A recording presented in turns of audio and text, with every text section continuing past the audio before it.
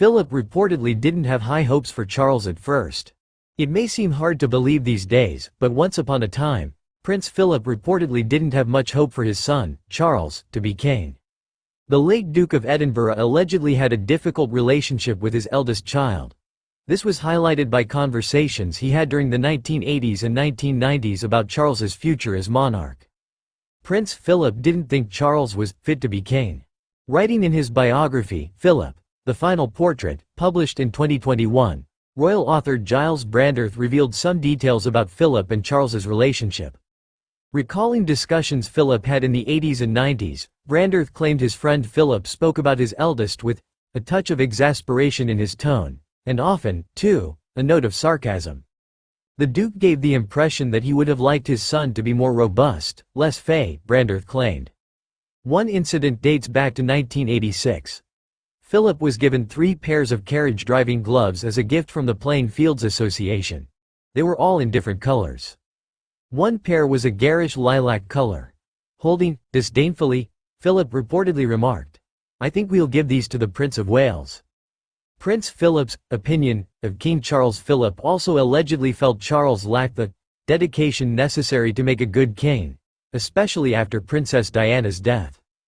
Brandreth claimed that in a conversation with Philip, the late royal had said that the difference between himself and Charles was that he was pragmatic. Meanwhile, he believed his son was romantic. However, he did note their similarities. Over the years, the relationship between Philip and Charles mellowed. Philip shared a close bond with his daughter, Princess Anne. Philip always had more fun with Anne. Eileen Parker, wife of Philip's close friend, Mike Parker, told the Daily Mail in 2017. Charles is more like the Queen, while Anne is very like Prince Philip. Following Philip's death in April 2021, Charles paid tribute to his "Dear Papa. My father for I suppose the last 70 years, has given the most remarkable, devoted service to the Queen, to my family, and to the country and also to the whole of the Commonwealth," he said. "And as you can imagine, my family and I miss my father enormously.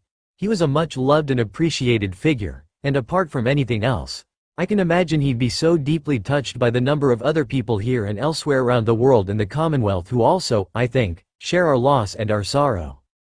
And my dear Papa was a very special person who I think, above all else, would have been amazed by the reaction and the touching things that are being said about him." He concluded his tribute saying, "And from that point of view we are, my family, deeply grateful for all that. It will sustain us in this particular loss and at this particularly sad time."